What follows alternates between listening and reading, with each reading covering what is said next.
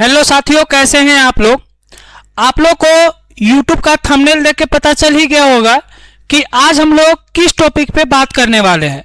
आज हम लोग 12th के बाद क्या करें और क्या ना करें, इस पे हम लोग बात करने वाले हैं। ठीक है, 12th के बाद बहुत सारे स्टूडेंटों को यह कंफ्यूजन रहता है कि 12th के बाद हम करें क्या।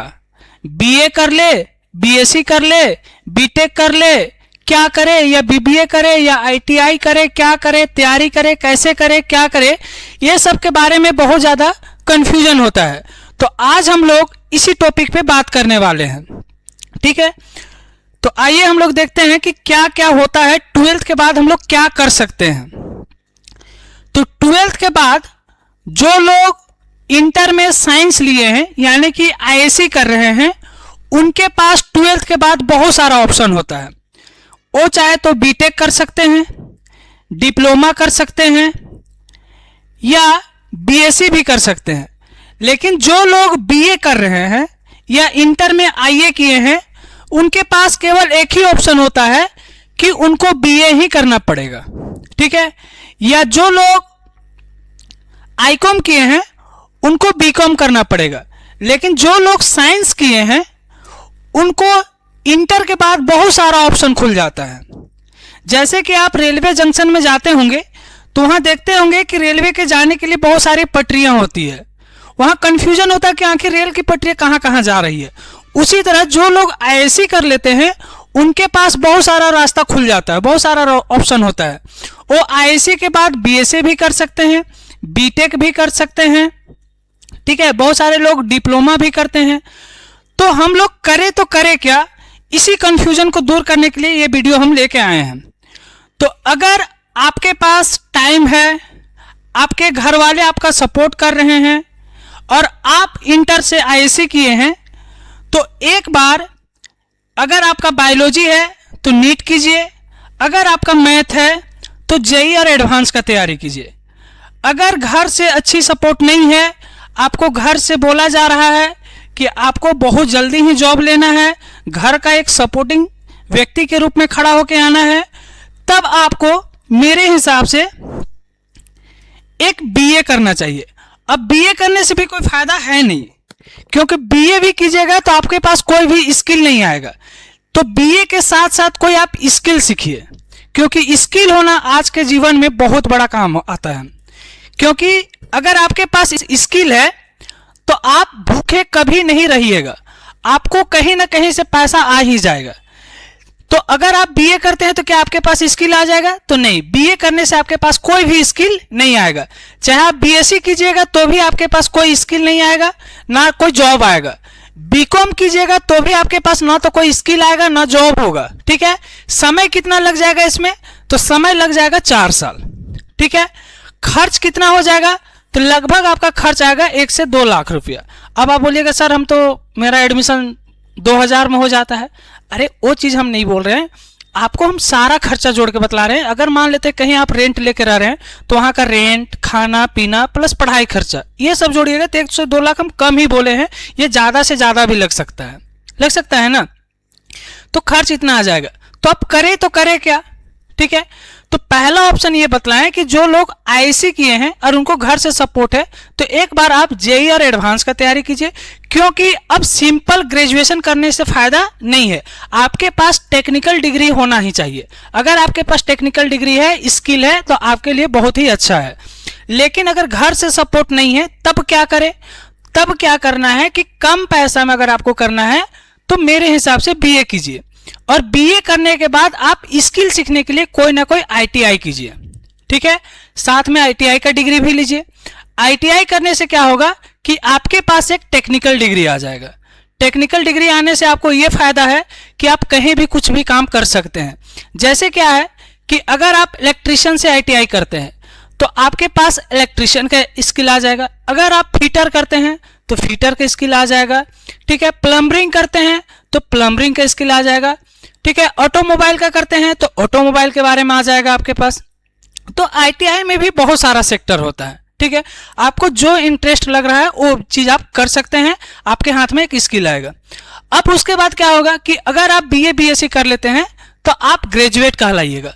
अगर आप बीए भी कर रहे हैं तो भी आप ग्रेजुएट कहलाइएगा, बीएससी कर रहे हैं तो भी आप ग्रेजुएट कहलाइएगा, बीकॉम कर रहे हैं तो भी आप ग्रेजुएट ही कहलाइएगा। ठीक है, बस ग्रेजुएशन हो जाने से आपको क्या होगा कि आप एसएससी, रेलवे और बैंक का जो ग्रेजुएशन लेवल तक का फॉर्म आता है, जो वैकेंसी आता है, उसको आप इजी फॉर्म डाल सकते हैं। बाकी बीए, बीएससी, बीकॉम करके आप सोचिएगा कि हमको स्किल कुछ आ जाए या जॉब मिल जाए, तो ये संभव नहीं है। आपको फिर से बीए, बीएससी, बीकॉम करने के बाद आपको जॉब का तैयारी करना होगा।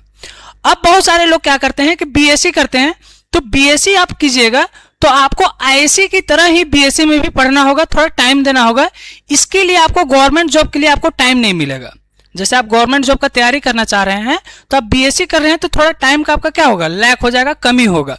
तो इसलिए अगर आप बीए करते हैं तो बीए का छोटा सा सिलेबस होता है, इसका एक पढ़ सकते हैं साइड में, और साथ में आप गवर्नमेंट जॉब का भी तैयारी कर सकते हैं। ठीक है, अब हम लोग आते हैं कि हम लोग गवर्नमेंट जॉब का तो तैयारी करेंगे, लेकिन कैसे करेंगे और कौन कौन सा गवर्नमेंट जॉब में क्या क्या वैकेंसी होती है। ठीक है, उसके बारे में समझते हैं। तो जैसे 12th के बाद है कि 12th के बाद भी आप बहुत सारा फॉर्म डाल सकते हैं। जैसे आपका ग्रेजुएशन नहीं हुआ है तो ग्रेजुएशन जब तक नहीं हुआ है तो 12th तक का भी बहुत सारा फॉर्म आता है, उसको आप इजी फॉर्म डाल सकते हैं। यदि आपका एज 18 साल हो गया है, 18 साल हो जाएगा, उसके बाद आप 12th लेवल का बहुत सारा फॉर्म डाल सकते हैं। अब देखिए, सेंट्रल गवर्नमेंट की तरफ से एक फॉर्म आती है, एसएससी एग्जाम लेती है इसका। इधर से एक आता है एसएससी सीजीएल का। ठीक है, ये जो एसएससी सीजीएल है ये ग्रेजुएशन लेवल का फॉर्म है, ये ग्रेजुएशन लेवल का वैकेंसी है। इसमें आप सीधे इनकम टैक्स ऑफिसर बनिएगा। ठीक है, अब सीजीएल करने के लिए आपको ग्रेजुएशन होना चाहिए, तो जब तक आपका ग्रेजुएशन नहीं हुआ है आप सीएचएसएल का फॉर्म डाल सकते हैं, एसएससी सीएचएसएल का।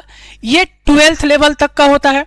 अगर आप 12वीं पास हैं और आपका उम्र 18 साल हो गया है तो आप एसएससी सीएचएसएल का फॉर्म डाल सकते हैं।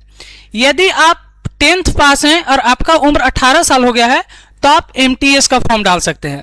एक आता है सीपीओ, सीपीओ मतलब एसआई बनिएगा दिल्ली पुलिस का, तो उसके लिए भी आपको ग्रेजुएशन होना ही चाहिए। ठीक है, सीपीओ के लिए। अब आता है एक अच्छा वैकेंसी है जीडी, जो डिफेंस लाइन का बहुत ही बेस्ट जॉब है और प्रत्येक साल ये वैकेंसी आती है। सीएचएसएल एमटीएस का भी आती है, लेकिन जीडी भी अभी रेगुलर वैकेंसी आ रही है और प्रत्येक साल आता है और बहुत ही अच्छा जॉब है। ठीक है, अब एसएससी जीडी जो है ये 10th पास पे होता है। अगर आप 10वीं पास हैं और आपका उम्र 18 साल हो गया है तो आप एसएससी जीडी का फॉर्म डाल सकते हैं। ठीक है, उसके बाद एक आता है स्टेनोग्राफर का, ये 12th पास भी होता है, ग्रेजुएशन पास भी होता है। अब स्टेनोग्राफर के बारे में बहुत सारे लोगों को पता नहीं होता है, इसको शॉर्ट हैंड टाइप का इसमें क्वेश्चन होता है, शॉर्ट हैंड सीखना होता है। ठीक है, उसके बाद एक होता है एसएससी सिलेक्शन फेज। ठीक है, अब 11, 12, 13 ऐसा बहुत सारा आता है इसका। ठीक है, ये भी 10, 12th पास का ही होता है। अब आते हैं रेलवे में, ये तो एसएससी का हो गया। रेलवे में आप क्या क्या कर सकते हैं, तो रेलवे में आपका एक आता है एएलपी, असिस्टेंट लोको पायलट। तो इसमें क्या मांगता है आपका योग्यता, तो आप 10th पास होना चाहिए और कहीं से भी अगर आपका आईटीआई है। ठीक है, अगर आप आईटीआई नहीं किए हैं तो डिप्लोमा भी किए हैं या बीटेक किए हैं तो भी आप एएलपी का फॉर्म डाल सकते हैं। ठीक है, लेकिन अभी अगर आप 12th पास हैं और 10th पास कर लिए हैं और आईटीआई किए हैं तो आप एएलपी का फॉर्म डाल सकते हैं। ये चीज आप तैयारी कर सकते हैं। दूसरा होता है टेक्नीशियन ग्रेड 3rd का। ठीक है, टेक्नीशियन ग्रेड 3rd में क्या होता है, ये 12th पास होता है।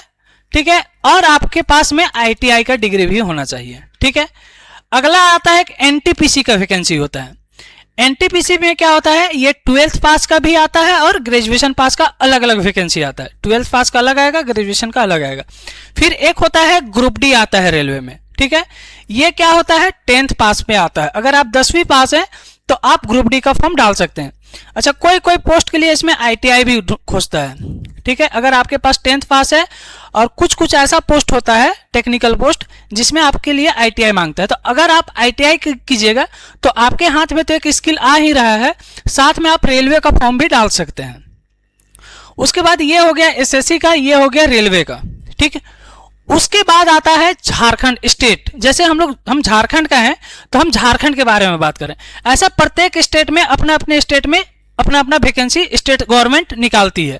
तो हम झारखंड का हैं तो झारखंड के बारे में हम बतला रहे हैं कि स्टेट जो झारखंड है, झारखंड में एक संस्थान एग्जाम लेती है जेएसएससी और दूसरी एक संस्थान है जेपीएससी। जेएसएससी 10th बेसिस पे, 12th बेसिस पे और ग्रेजुएशन बेसिस का भी एग्जाम लेती है। जेपीएससी ये सिविल सेवा परीक्षा जो होता है जिसमें आप डीएसपी बन सकते हैं, बीडीओ बन सकते हैं, ये सब जो एग्जाम कंडक्ट कौन करवाती है?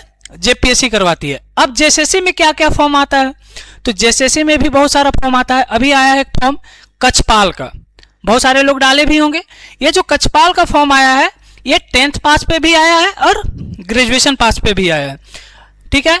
उसके बाद एक होता है एलडीसी, लोअर डिवीजन क्लर्क, ये भी 10th पास 12th पास दोनों में आता है। उसके पास बाद आता है झारखंड पुलिस, झारखंड दरोगा, ठीक है। उसके बाद सीजीएल। अब ये सीजीएल और ये सीजीएल में क्या फर्क है? तो ये सेंट्रल गवर्नमेंट का सीजीएल है और ये स्टेट गवर्नमेंट का सीजीएल है, ठीक है। दोनों का पे सेम है, ठीक है, रुतबा भी दोनों में सेम है, ठीक है। लेकिन ये झारखंड गवर्नमेंट लेगी और इसको ये सेंट्रल गवर्नमेंट के थ्रू होगा। उसके बाद लास्ट आता है जेपीएससी, ठीक है। तो यही बहुत सारा चीज है जो आप